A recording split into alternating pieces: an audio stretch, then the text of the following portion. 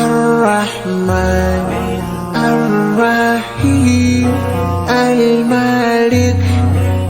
Assalamualaikum warahmatullahi wabarakatuh. Segala puji bagi Allah, ya hanya kepadanya kami memohon pertolongan dan mohon ampunan. Kami berlindung kepada Allah dari kejahatan dan keburukan amalan kami. Kami akan menayangkan video selanjutnya, yaitu kisah Nabi Yusuf alaihissalam bagian terakhir. Jika ingin melihat kisah Nabi sebelumnya, Anda bisa cek video di channel kami atau klik link di deskripsi video kami. Suatu ketika, saat datang musim kemarau, setelah 7 tahun mereka bercocok tanam dengan memanen hasil gandum yang sebanyak-banyaknya, makan secukupnya dan menyimpan sisanya, akhirnya Nabi Yusuf alaihissalam memberikan ide kepada sang raja. Beliau berpendapat bahwa lumbuh hasil panen gandum kerajaan sangat banyak dan jumlah rakyatnya sedikit. Sedangkan orang-orang yang berada di sekeliling Mesir banyak yang kelaparan. Dan ide beliau adalah bagaimana jika hasil panen tersebut dijual kepada mereka, sehingga akan menambah perbendaharaan kerajaan. Maka ide beliau disetujui oleh sang raja. Kemudian dibuatlah pengumuman kepada orang-orang yang berada di sekitar Mesir bahwa bagi mereka yang lemah dan kekurangan bahan makanan untuk datang ke Mesir. Nabi Yusuf alaihissalam berharap saudara-saudaranya yang dahulu telah melemparkannya ke dalam sumur akan datang ke Mesir untuk membeli gandum kepadanya. Ternyata benar, ketika musim kemarau datang, orang-orang sudah mulai merasakan lapar dan kekurangan bahan makanan. Setelah itu, saudara-saudara Nabi Yusuf alaihissalam datang ke Mesir. Allah Subhanahu wa Ta'ala berfirman, dan saudara-saudara Yusuf datang ke Mesir, lalu mereka masuk ke tempatnya. Maka Yusuf mengenal mereka, sedang mereka tidak mengenalinya. Semua saudara-saudara Nabi Yusuf alaihissalam yang berjumlah 10 orang datang ke Mesir kecuali Binyamin. Binyamin adalah saudara seibu dengan Nabi Yusuf alaihissalam. Ibunya bernama Rahil menurut Injil Perjanjian Lama, yaitu dalam kitab Bible, adapun saudara-saudaranya lain dari ibu yang berbeda-beda. Setelah mereka sampai pada kerajaan untuk membeli bahan makanan, di antara persyaratannya adalah setiap satu orang tidak diperbolehkan untuk membeli dalam jumlah banyak. Namun hanya diperbolehkan membeli 1 sukatan yang bisa diangkut oleh seekor unta dan tidak boleh lebih daripada itu. Itulah batas maksimal yang boleh dibeli oleh para penduduk sekitar Mesir, disebabkan jumlah mereka sangat banyak agar masing-masing dari mereka mampu mendapatkan bagiannya. Nabi Yusuf alaihissalam mengetahui keberadaan saudara-saudaranya, akan tetapi mereka tidak mengenal beliau, karena telah berubah segala perawakan dan kondisi beliau sehingga keadaan beliau yang dahulu berbeda dengan keadaannya saat itu. Mereka telah lupa bahwasanya menteri yang berada di hadapan mereka adalah seorang anak kecil yang dahulu mereka lemparkan ke dalam sumur. Dan ketika Yusuf menyiapkan bahan makanan untuk mereka, dia berkata, "Bawalah kepadaku saudaramu yang seayah dengan kamu. Tidakkah kamu melihat bahwa aku menyempurnakan takaran dan aku adalah penerima tamu yang terbaik?" Nabi Yusuf alaihissalam telah menyiapkan sejumlah sukatan-sukatan bahan makanan untuk dijual kepada para penduduk. Kala itu, di hadapan 10 saudaranya tersebut, beliau menanyakan keadaan dan jumlah saudara-saudara mereka. Mereka pun menjawab bahwa mereka adalah 12 orang saudara. Namun 2 orang lainnya, seorang berada di rumah dan yang lainnya telah hilang.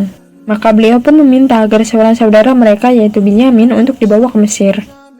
Yusuf berkata kepada mereka, "Maka jika kamu tidak membawanya kepadaku, maka kamu tidak akan mendapat jatah gandum lagi dariku dan janganlah kamu mendekatiku." Nabi Yusuf alaihissalam menekankan bahwa beliau melayani, menimbang dan memenuhi sukatan bahan makanan dengan baik. Apabila mereka tidak membawa saudara mereka tersebut, maka beliau lain kali enggan untuk menjual lagi bahan makanan kepada mereka. Mereka berkata, "Kami akan membujuk ayahnya untuk membawanya dan kami benar-benar akan melaksanakannya." Saudara-saudara Nabi Yusuf alaihissalam tahu bahwa semenjak beliau hilang, kecintaan ayah mereka berpindah kepada Binyamin. Hal ini menunjukkan kegagalan mereka, di mana harapan mereka adalah apabila Nabi Yusuf alaihissalam hilang, maka Nabi Yakub alaihissalam akan sayang kepada mereka. Namun, ternyata ketika Nabi Yusuf alaihissalam hilang, rasa sayangnya Nabi Yakub alaihissalam berpindah kepada adiknya, yaitu Binyamin. Oleh karena itulah, ketika mereka pergi ke Mesir, Binyamin ditahan oleh ayahnya, yaitu Nabi Yakub alaihissalam. Saudara-saudara Nabi Yusuf alaihissalam mengetahui bahwa bagi mereka untuk membawa Binyamin ke Mesir adalah perkara yang berat dan tidak mudah, karena ayah mereka sangat sayang kepada Binyamin. Mereka pun sudah merasa bersalah atas perbuatan mereka kepada saudaranya, yaitu Nabi Yusuf alaihissalam. Tidak mungkin bagi mereka untuk mengulangi perbuatan itu lagi kepada saudaranya yang lain. Akhirnya mereka bertekad untuk merayu ayah mereka, yaitu Nabi Yakub alaihissalam.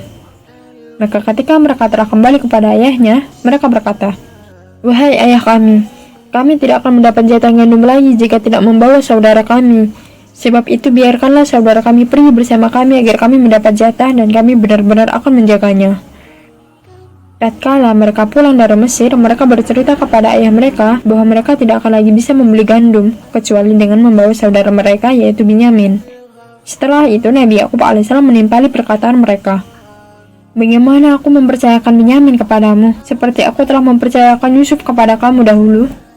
Maka Allah adalah penjaga yang terbaik dan Dia Maha Penyayang di antara para penyayang. Ayat ini merupakan dalil bahwasanya Yakub alaihissalam adalah seorang nabi dan beliau tidak mengetahui hal-hal yang gaib. Beliau tidak mengetahui keberadaan Nabi Yusuf alaihissalam. Setiap hari beliau menangis dan bersedih dengan hilangnya Nabi Yusuf alaihissalam, sedangkan beliau tidak mengetahui bahwa ternyata Nabi Yusuf alaihissalam telah menjadi menteri. Beliau pun tidak mengetahui bahwasanya Binyamin nanti akan ditahan lagi oleh saudaranya, yaitu Nabi Yusuf alaihissalam. Dan ketika mereka membuka barang-barangnya, mereka menemukan barang-barang untuk ditukar dengan gandum dikembalikan kepada mereka. Mereka berkata, "Wahai ayah kami, apalagi yang kita inginkan? Ini barang-barang kita dikembalikan kepada kita, dan kita akan dapat memberi makan keluarga kita, dan kami akan memelihara saudara kami, dan kita akan mendapat tambahan jatah gandum seberat beban seekor unta." Itu adalah suatu hal yang mudah bagi Raja Mesir. Ayat ini menjelaskan bahwa tatkala mereka telah menurunkan sukatan bahan makanan dan membukanya, ternyata barang yang harus dibayarkan dan telah ditukar dengan gandum tersebut dikembalikan oleh sang menteri, yaitu Nabi Yusuf alaihissalam. Mereka terkejut dengan kebaikan menteri tersebut. Dengan itu, mereka meyakinkan kepada ayah mereka untuk membawa saudara mereka, yaitu Binyamin. Di samping itu, dengan membawa saudara mereka, maka mereka bisa menambah sukatan gandum yang lain, dari 10 sukatan menjadi 11 sukatan. Akhirnya Nabi Yakub alaihissalam mengambil janji kepada mereka. Yakub berkata, "Aku tidak akan melepaskannya pergi bersama kamu sebelum kamu bersumpah kepadaku atas nama Allah bahwa kamu pasti akan membawanya kepadaku kembali, kecuali jika kamu dikepung musuh." Setelah mereka mengucapkan sumpah, Yakub berkata, "Allah adalah saksi terhadap apa yang kita ucapkan."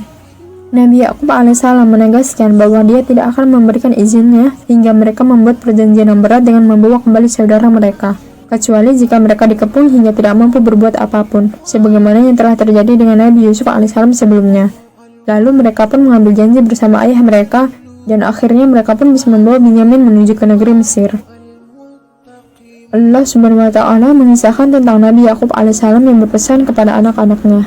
Dan Yakub berkata, "Hai anak-anakku, janganlah kamu bersama-sama masuk dari satu pintu gerbang, dan masuklah dari pintu-pintu gerbang yang berlain-lain. Namun demikian aku tidak dapat melepaskan kamu barang sedikit pun dari takdir Allah. Keputusan menetapkan sesuatu hanyalah hak Allah. Kepadanya lah aku bertawakal, dan hendaklah kepadanya saja orang-orang yang bertawakal berserah diri."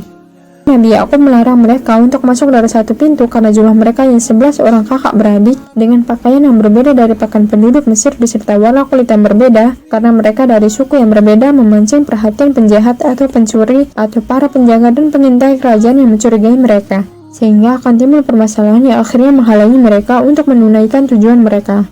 Di sini Nabi Yakub menyuruh anak-anaknya agar melakukan ikhtiar, yaitu dengan tidak beramai-ramai ketika masuk ke satu pintu, karena hal ini mengundang permasalahan. Akan tetapi setelah itu beliau mengingatkan agar mereka tidak berpatokan pada sebab ikhtiar tersebut. Akan tetapi hendaknya hati mereka bertumbuh kepada Allah. Itulah tawakal yang benar. Karenanya beliau berkata, "Keputusan menetapkan sesuatu hanyalah hak Allah. Kepadanya lah aku bertawakal, dan hendaklah kepadanya saja orang-orang yang bertawakal berserah diri." Allah Subhanahu wa Ta'ala berfirman, "Dan tatkala mereka masuk menurut yang diperintahkan ayah mereka, maka cara yang mereka lakukan itu tiada melepaskan mereka sedikit pun dari takdir Allah, kan tetapi itu hanya suatu keinginan pada diri Yakub yang telah ditetapkannya." Setelah mereka masuk sesuai dengan nasihat ayah mereka yaitu Yakub alaihissalam, maka tetap saja keputusan ada di tangan Allah. Adik mereka Binyamin akhirnya tetap ditahan sebagaimana akan datang penjelasannya. Adapun firman Allah, akan tetapi itu hanya suatu keinginan pada diri Yakub yang telah ditetapkannya. Maksudnya, Yakub menyampaikan seluruh nasihat yang tersimpan di hatinya untuk kebaikan anak-anaknya. Artinya, beliau berusaha semaksimal mungkin untuk memberi pengarahan kepada anak-anaknya. Setelah itu, beliau tenang karena beliau sudah optimal dalam menasihati. Tidak ada satu nasihat pun yang bermanfaat bagi anak-anaknya kecuali telah beliau tunaikan dan sampaikan. Namun, Yakub sudah tahu bahwasanya semua usaha yang akan dilakukan oleh anak-anaknya tidak akan merubah keputusan Allah. Adapun apa yang terjadi setelah itu, ternyata Binyamin tertahan, maka itu bukan karena kurangnya ilmu Yakub alaihissalam dalam menasihati dan mengarahkan anak-anaknya. Oleh karenanya setelah itu Allah menepis persangkaan ini dengan memuji Yakub. Allah Ta'ala berfirman, dan sesungguhnya dia mempunyai pengetahuan, karena kami telah mengajarkan kepadanya, akan tetapi kebanyakan manusia tiada mengetahui. Ilmu yang dimiliki oleh Yakub alaihissalam diantaranya adalah menggabungkan antara ikhtiar atau usaha dan tawakal atau penyerahan hati kepada Allah. Dan kebanyakan manusia tidak menggabungkan di antara kedua hal ini. Ada yang hanya memperhatikan sebab ikhtiar tanpa tawakal, dan ada yang sebaliknya, hanya tawakal akan tetapi ikhtiar tidak ada atau kurang berikhtiar. Dan akhirnya mereka memasuki kota Mesir dan bertemu Nabi Yusuf alaihissalam. Allah Subhanahu wa Ta'ala berfirman, dan ketika mereka masuk ke tempat Yusuf, dia menempatkan saudara yang Binyamin di tempatnya. Yusuf pun berkata, sesungguhnya aku adalah saudaramu, janganlah engkau bersedih hati terhadap apa yang telah mereka kerjakan. Ketika mereka bertemu dengan Nabi Yusuf alaihissalam, beliau memanggil saudaranya yaitu Binyamin dan menjelaskan bahwasanya beliau adalah Yusuf. Setelah itu Nabi Yusuf alaihissalam membuat semacam trik untuk saudara-saudaranya agar saudaranya yaitu Binyamin tidak bisa pulang dan mereka akan kembali lagi ke Mesir pada beberapa waktu ke depannya. Allah Subhanahu wa Ta'ala berfirman, maka ketika telah disiapkan bahan makanan untuk mereka, Yusuf memasukkan piala ke dalam karung saudaranya. Kemudian berteriaklah seseorang yang menyerukan, wahai kafilah, sesungguhnya kamu pasti pencuri. Ketika Nabi Yusuf alaihissalam menyiapkan 11 sukatan untuk 11 saudaranya, beliau juga memasukkan sejenis piala emas ke dalam sukatan Binyamin. Piala itu adalah semacam bejana yang digunakan oleh raja untuk minum. Setelah itu, ketika telah berjalan menuju pulang dari kota Mesir, salah satu anggota kerajaan menahan mereka dan menuduh mereka telah mencuri. Mereka bertanya sambil menghadap kepada yang menuduh, kamu kehilangan apa? Kemudian mereka kembali lagi dan menanyakan apa yang telah terjadi atau apakah mereka telah kehilangan sesuatu. Saudara-saudara Nabi Yusuf alaihissalam tidak merasa ketakutan maupun gemetar, karena mereka merasa tidak bersalah dan tidak tahu apa yang sebenarnya telah terjadi. Mereka menjawab, kami kehilangan piala raja, dan siapa yang dapat mengembalikannya akan memperoleh bahan makanan seberat beban unta, dan aku jamin itu. Saudara-saudara Yusuf menjawab, demi Allah, sungguh, kami mengetahui bahwa kami datang bukan untuk berbuat kerusakan di negeri ini, dan kami bukanlah para pencuri. Mereka berkata, tetapi apa hukumannya jika kamu dusta? Saudara-saudaranya Yusuf menjawab, hukumannya ialah pada siapa yang ditemukan dalam karungnya barangnya hilang itu, maka dia sendirilah menerima hukumannya. Demikianlah kami memberi hukuman kepada orang-orang yang zalim. Maka mulailah dia memeriksa karung-karung mereka sebelum memeriksa karung saudaranya sendiri. Kemudian dia mengeluarkan piala raja itu dari karung saudaranya. Demikianlah kami mengatur rencana untuk Yusuf. Dia tidak dapat menghukum saudaranya menurut undang-undang raja kecuali Allah menghendakinya. Kami angkat derajat orang yang kami kehendaki, dan di atas setiap orang yang berpengetahuan ada yang lebih mengetahui. Mereka berkata, jika dia mencuri, maka sungguh sebelum itu saudaranya pun pernah pula mencuri. Maka Yusuf menyembunyikan kejengkelan dalam hatinya dan tidak ditampakkannya kepada mereka. Dia berkata dalam hatinya, kedudukanmu justru lebih buruk, dan Allah Maha mengetahui apa yang kamu terangkan. Setelah itu, mereka mulai diperiksa satu persatu. Nabi Yusuf alaihissalam mulai memeriksa sukatan dari saudara-saudaranya yang paling besar hingga sukatan yang dibawa oleh Binyamin. Ternyata ditemukan bahwa piala raja berada pada sukatan Binyamin. Allah menyatakan bahwa demikianlah kami mengatur trik untuk Yusuf. Adapun trik Allah tersebut nampak pada hal-hal berikut. Pertama, Yusuf tidak langsung menyuruh pegawai kerajaan untuk memberi pengumuman bahwa piala raja hilang. Akan tetapi Yusuf memberi jeda sebentar, yaitu setelah kakak-kakaknya meninggalkan lokasi lalu berjalan menuju ke Mesir, baru kemudian ada pengumuman kehilangan. Hal ini agar trik ini terlihat seakan-akan alami. Seandainya pengumuman langsung diumumkan sementara kakak-kakaknya belum beranjak sama sekali, maka mereka akan menduga bahwa ini adalah jebakan. Kedua, pengumuman juga dilakukan secara umum di kota Mesir, sehingga untuk semakin memperkuat bahwa seakan-akan ini adalah kejadian alami, dan kakak-kakaknya berhak untuk dituduh karena mereka adalah orang asing, dan sebelum mereka datang tidaklah terjadi pencurian. Ketiga, ketika petugas kerajaan mengadakan pemeriksaan, yang diperiksa pun tidak langsung sukatan milik Binyamin, akan tetapi diakhirkan pemeriksaannya agar semakin memperkuat bahwa kejadian seakan-akan natural tanpa direncanakan. Keempat, sebelum petugas kerajaan mengadakan pemeriksaan, mereka berdialog dengan kakak-kakaknya Yusuf tentang apa hukuman bagi orang yang ketahuan mencuri.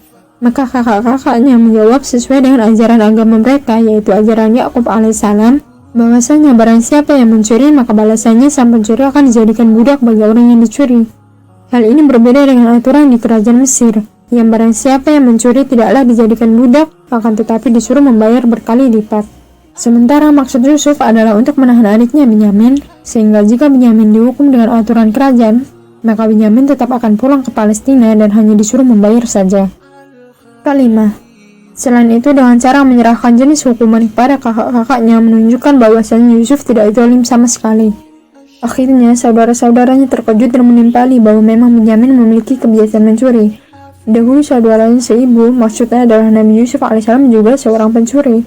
Setelah Nabi Yusuf alaihissalam mendengar penuturan mereka, beliau merasa sesak, namun hanya di dalam hati.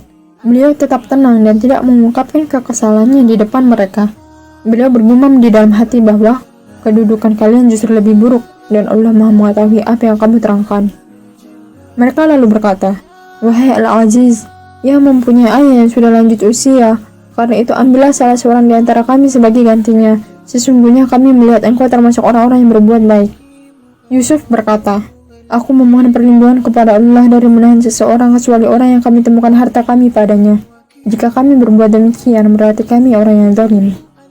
Mereka sadar bahwa saudara mereka Binyamin tertahan di dalam kerajaan, sedangkan mereka telah berjanji dengan ayah mereka akan menjaganya dan tidak membiarkannya tertangkap. Setelah itu mereka merayu Nabi Yusuf alaihissalam. Lalu Nabi Yusuf alaihissalam menanggapi rayuan mereka bahwa beliau tidak mungkin menahan orang yang tidak melakukan kejahatan. Akan tetapi beliau akan menahan orang yang ketahuan mencuri piala sang raja. Allah Subhanahu wa Ta'ala berfirman, "Maka ketika mereka berputus asa dari putusan Yusuf, mereka menyendiri sambil berunding dengan berbisik-bisik. Yang tertua di antara mereka berkata, 'Tidakkah kamu ketahui bahwa ayahmu telah mengambil janji dari kamu dengan nama Allah, dan sebelum itu kamu telah menyia-nyiakan Yusuf?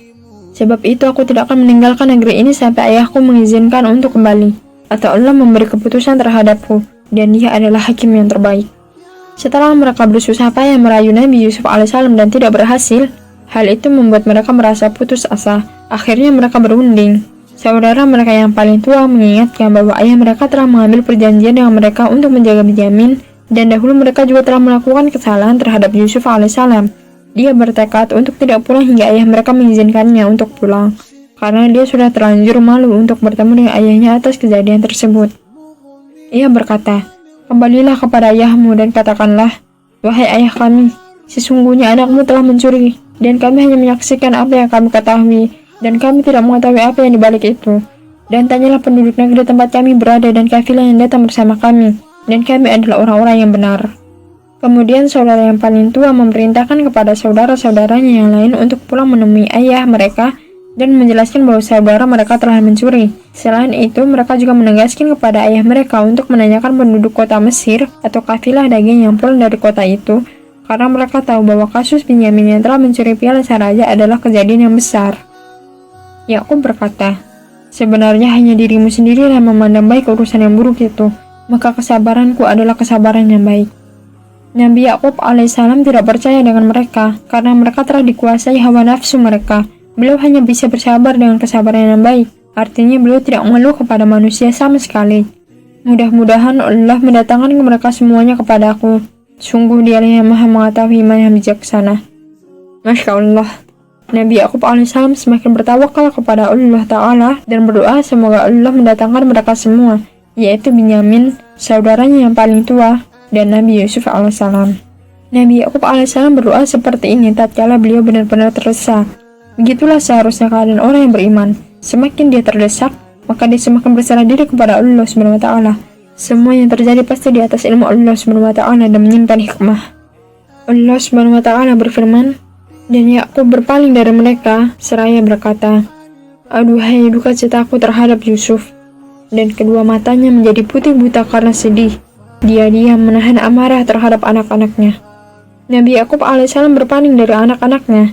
Dia teringat lagi dengan apa yang terjadi dengan Nabi Yusuf alaihissalam, bersedih dan tak kuasa untuk menahan tangisan. Beliau selalu menangis hingga matanya menjadi putih dan hilang bagian matanya hitam yang mengakibatkan beliau mengalami kebutaan. Nabi Yakub alaihissalam selain bersedih, beliau juga menahan kemarahan terhadap anak-anaknya yang membuatnya jengkel. Kemarahan tersebut beliau pendam dan tidak beliau ungkapkan.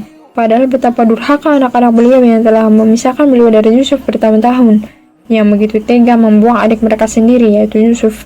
Belum lagi mereka menggerutu kepada Yakub ketika Yakub menyebut-nyebutkan Yusuf kembali. Mereka berkata, "Demi Allah, engkau tidak henti-hentinya mengingat Yusuf, sehingga engkau mengidap penyakit berat atau termasuk orang-orang yang akan binasa." Mereka merasa khawatir, kesal, dan cemburu karena ayah mereka senantiasa mengingat Nabi Yusuf alaihissalam meskipun telah tiada, sehingga dengan sebab itu membuat beliau menjadi buta. Kemudian Nabi Yakub menjawab, "Sesungguhnya hanyalah kepada Allah aku mengadukan kesusahan dan kesedihanku, dan aku mengetahui dari Allah apa yang kamu tiada mengetahuinya." Al-Hasan Al-Basri berkata, sejak Yusuf berpisah dengan Nabi Yakub alaihissalam hingga mereka berdua bertemu kembali adalah 80 tahun, maka semenjak itu pula kesedihan tidak pernah terlepas dari hati Yakub. Air matanya mengalir di kedua pipinya, padahal tidak ada hamba di atas muka bumi yang paling dicintai oleh Allah daripada Nabi Yakub. Karenanya jika seseorang sedang mengalami kesedihan, janganlah ia berburuk sangka kepada Allah, siapa tahu dia dicintai oleh Allah. Janganlah pula ia berputus asa bagaimanapun juga, sebagaimana Nabi Yakub yang selalu berharap agar Allah mengembalikan Nabi Yusuf kepadanya. Akhirnya setelah 80 tahun, Allah pun mengabulkan dan mempertemukan mereka kembali. Setelah itu Nabi Yakub alaihissalam berkata kepada anak-anaknya, "Wahai anak-anakku, pergilah kamu, carilah berita tentang Yusuf dan saudaranya, dan janganlah kamu berputus asa dari rahmat Allah. Sesungguhnya berputus asa dari rahmat Allah hanyalah orang-orang yang kafir." Ayat ini menunjukkan bahwa tatkala kondisi semakin terdesak, Nabi Yakub alaihissalam memerintahkan anak-anaknya untuk pergi lagi menuju Mesir untuk mencari kabar tentang Nabi Yusuf alaihissalam.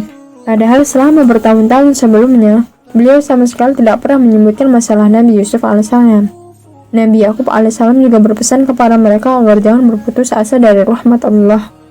Maka ketika mereka masuk ke tempat Yusuf, mereka berkata, "Wahai Al-Aziz, kami dan keluarga kami telah ditimpa kesengsaraan, dan kami datang membawa barang-barang yang tidak berharga.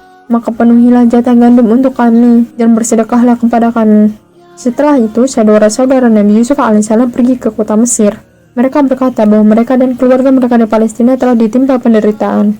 Subhanallah. Setelah Nabi Yusuf alaihissalam mendengar perkataan mereka, beliau menjadi teringat dengan ayah, ibu, dan keluarga beliau di dalam penderitaan. Saudara-saudaranya tidak mempunyai harta yang cukup untuk ditukar dengan membeli sukatan gandum. Mereka berharap agar Nabi Yusuf alaihissalam memberi sukatan gandum seperti biasanya, meskipun dengan bayaran dinar, dirham, atau barteran yang sedikit. Setelah itu mereka berkata lagi kepada Yusuf, "Sesungguhnya Allah memberi balasan kepada orang yang bersedekah," yaitu mereka memotivasi Yusuf untuk berbuat baik kepada mereka dengan pahala orang yang bersedekah. Ini menunjukkan bahwa yang namanya sedekah bukan hanya memberikan hadiah berupa harta secara total, bahkan mengurangi harga barang juga merupakan sedekah kepada pembeli. Demikian juga sebaliknya, jika seseorang membeli barang dengan tanpa menawar, padahal ia mampu untuk menawar dan biasanya harga akan diturunkan dalam rangka untuk membantu penjual, maka ini termasuk sedekah. Bahkan sebagian ulama menjelaskan di antara bentuk bersedekah dengan bersembunyi-sembunyi dan tangan kiri tidak mengetahui adalah bersedekah dengan tidak menawar harga barang yang ia beli. Ini juga isyarat bahwa orang yang berbuat baik akan diberi ganjaran sempurna oleh Allah meskipun yang berhutang budi tidak membalas kebaikannya. Nabi Yusuf alaihissalam tidak tega melihat kondisi tersebut, dan akhirnya beliau sebagai menteri menjelaskan jati diri beliau yang sebenarnya.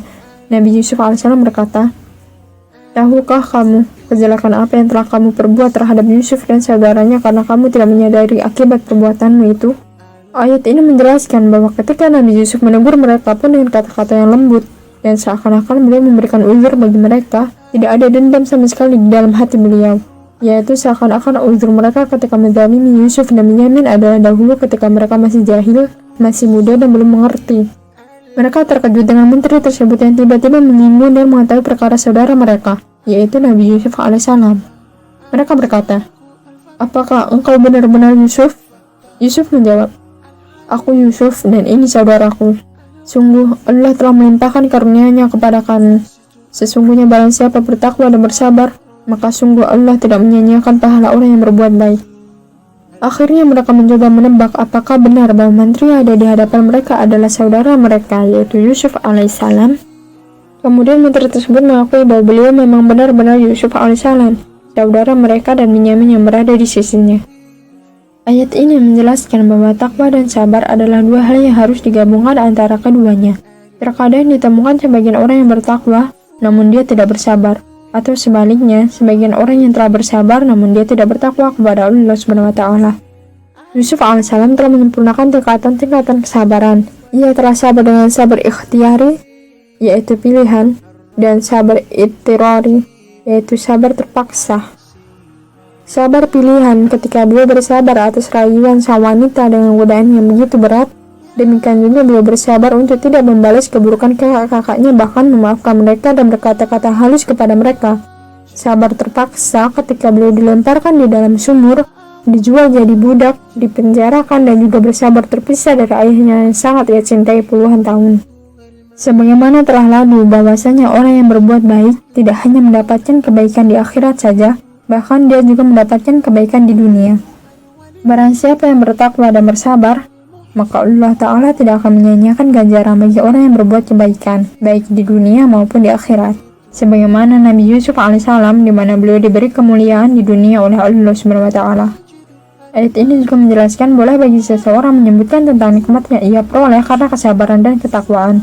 Tentunya bukan karena ujub, tapi karena menceritakan nikmat yang Allah berikan.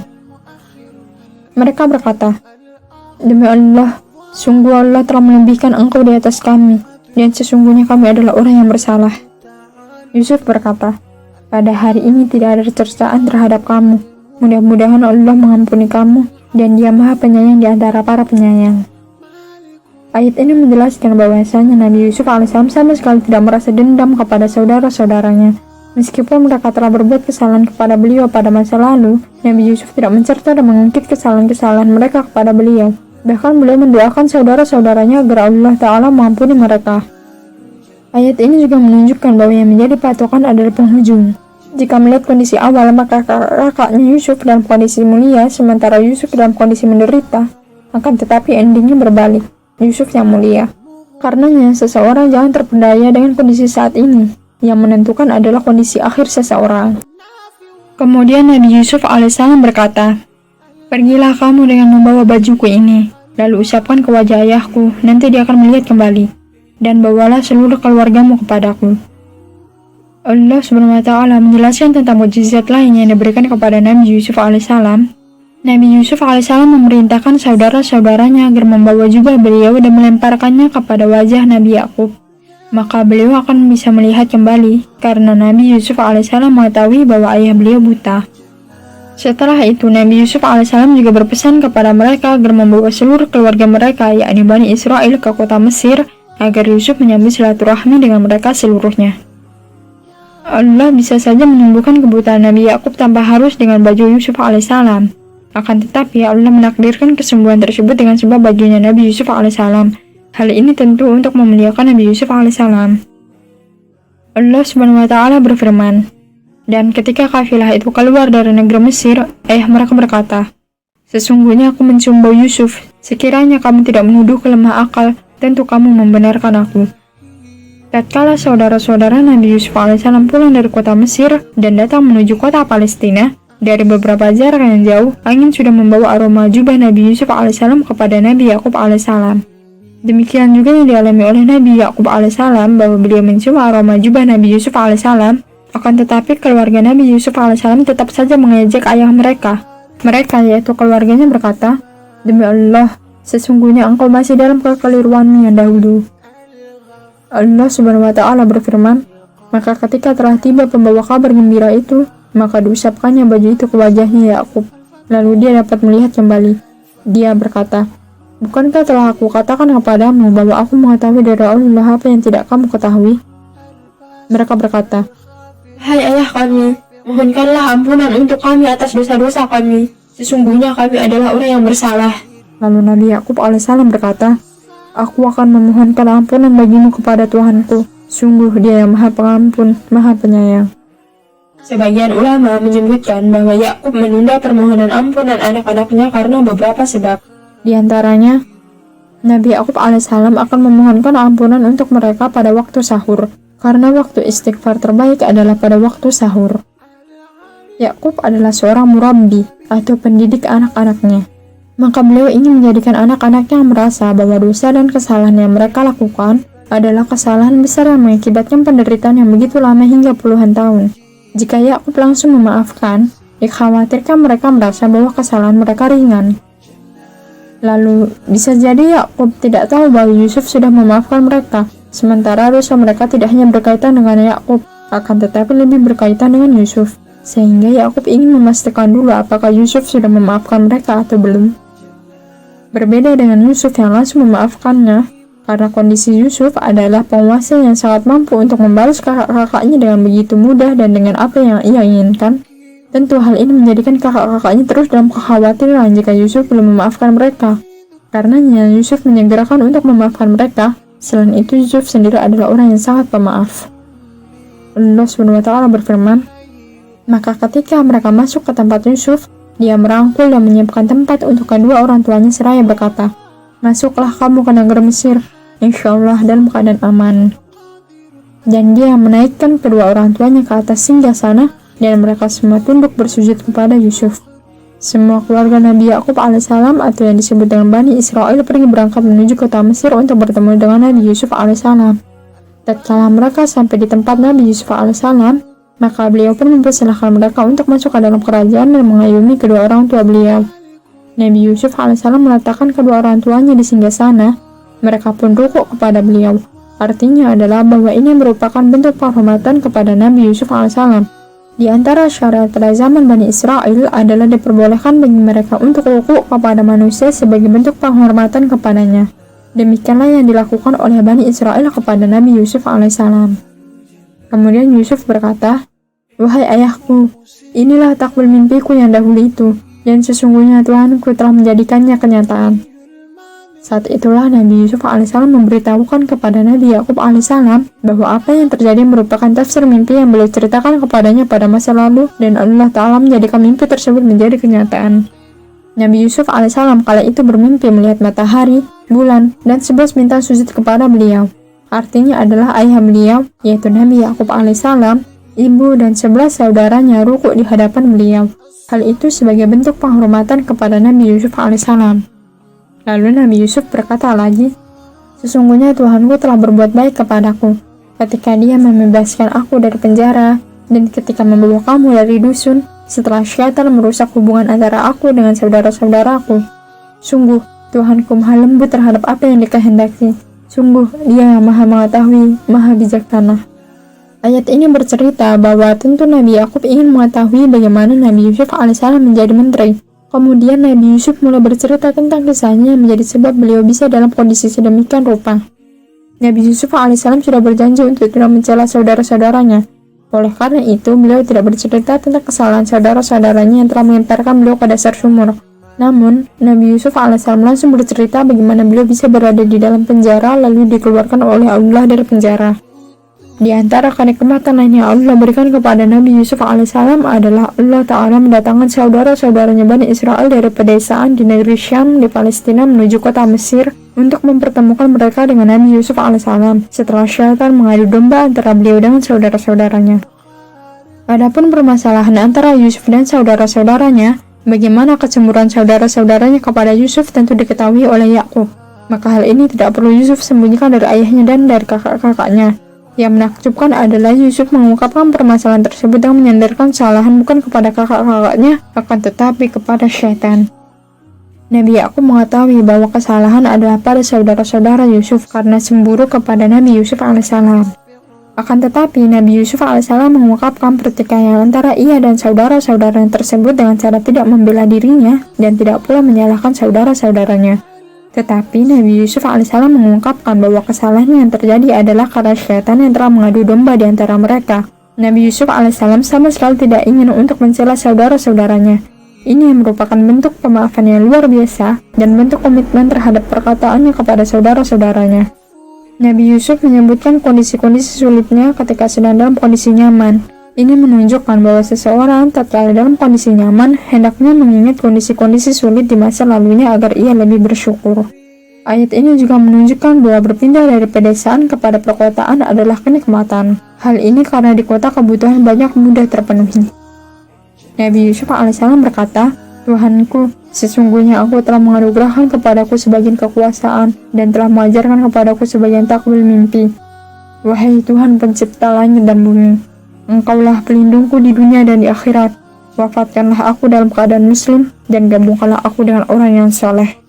Ini menunjukkan akan pentingnya berdoa kepada Allah agar wafat dalam kondisi husnul khatimah, yaitu wafat dalam kondisi Islam. Kemudian di akhir kisah Nabi Yusuf alaihissalam, Allah Subhanahu wa taala berfirman kepada Nabi Shallallahu alaihi wasallam, "Itulah sebagian berita gaib yang kami wahyukan kepadamu Muhammad. Padahal engkau tidak berada di samping mereka ketika mereka bersepakat mengatur tipu muslihat untuk memasukkan Yusuf ke dalam sumur." Allah Ta'ala menjelaskan bahwa kisah Nabi Yusuf alaihissalam merupakan kisah gaib yang diwahyukan kepada Nabi Shallallahu alaihi wasallam. Beliau Shallallahu alaihi wasallam juga tidak hadir tatkala saudara-saudara Yusuf melemparkannya ke dalam sumur. Akan tetapi Nabi Shallallahu alaihi wasallam mampu bercerita tentang kisah Bani Israel. Hal itu karena Allah telah mengabarkannya kepada Nabi Shallallahu alaihi wasallam. Demikianlah kisah Nabi Yusuf alaihissalam. Akhirnya Bani Israel yang dahulu tinggal di kota Palestina berpindah ke kota Mesir. Selesailah kisah Nabi Yusuf alaihissalam dengan pertolongan Allah dan taufiknya.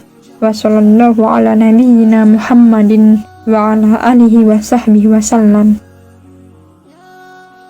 Kami masih memiliki video pendek tentang ringkasan perbedaan kisah Nabi Yusuf alaihissalam versi Al-Quran dan versi Bible yang bisa kalian akses link videonya di kolom komentar yang sudah disematkan di video ini. Silahkan buka kolom komentar dan klik linknya ya. Sekian dari kisah Nabi Yusuf alaihissalam bagian terakhir. Mohon doanya agar kami bisa terus menceritakan semua kisah perjalanan para nabi dan rasul Allah Subhanahu wa taala. Demikian dari kami. Jika ada kesalahan baik yang disengaja maupun tidak, kami memohon maaf yang sebesar-besarnya. Karena kesalahan itu pasti dari saya sebagai manusia biasa yang tidak luput dari dosa dan kesalahan, dan segala sesuatu yang benar hanya milik Allah Subhanahu wa taala. Jangan lupa subscribe dan nyalakan notifikasi channel kami agar Anda bisa mendapatkan pemberitahuan tentang video terbaru dari kami. Dan juga like dan share agar bermanfaat bagi sesama saudara muslim untuk mengetahui tentang kisah para nabi dan rasul Allah Subhanahu wa taala. Semoga Allah Subhanahu wa taala menjaga kita semua serta memudahkan segala urusan kita. Jazakumullahu khairan wa barakallahu fiikum. Wassalamualaikum warahmatullahi wabarakatuh.